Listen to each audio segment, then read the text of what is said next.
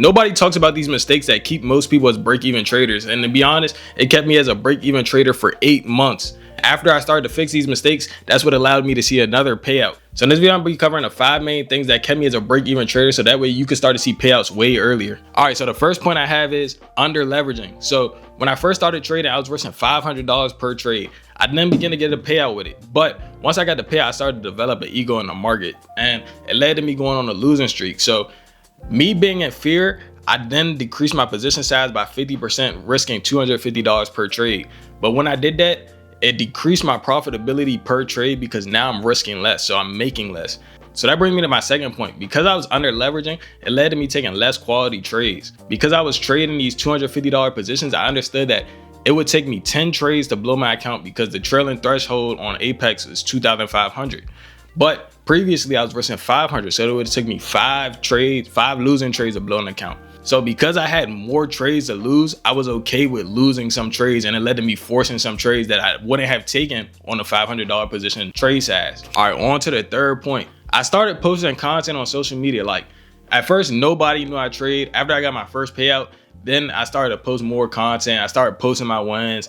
People started DMing me, asking me about trading, and ultimately it led to me kind of chasing wins in the market because I wanted more to post. But that was really a setback. So what I would recommend to y'all is literally don't tell nobody y'all trade. Like literally wait till you start getting real payouts, like consistently getting payouts, and then you can start broadcasting it, because now you've developed the psychology, you've developed the skill. Like nothing's going to move you at that point. But I wasn't at that point in my trading to really be doing it, and it was a setback. So that's just my advice to y'all.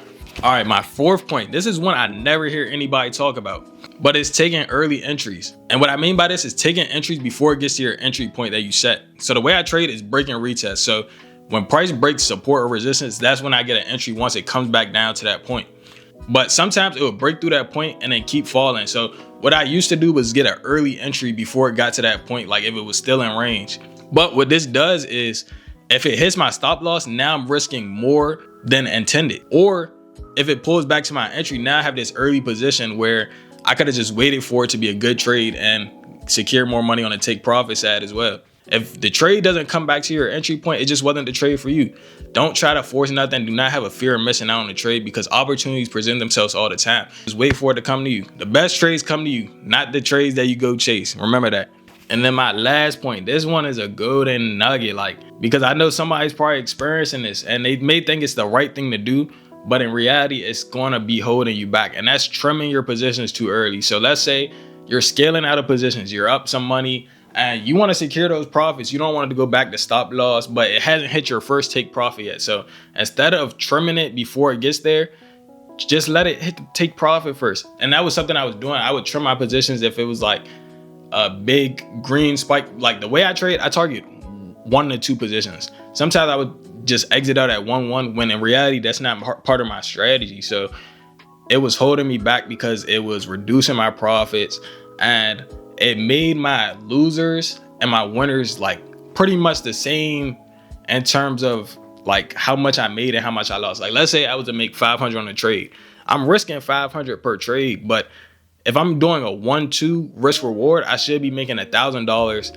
and my losses should be 500. So my winners should literally outweigh my losses. And because I was trimming early, it wasn't that. This is post editing, Jordan, but sometimes I would trim my trades before it was even 1-to-1. Like if it was just a green spike and I had a feeling it was going to go down, I would sell early, and I would be selling like a third of my position. So I was literally putting emotion in my trading, even though I was still holding the other trades to take profit, and sometimes even holding runners. So it was reducing the amount I made significantly. So those were mistakes I had to work on. Those are mistakes I had to fix. And hopefully y'all can learn from some of these mistakes.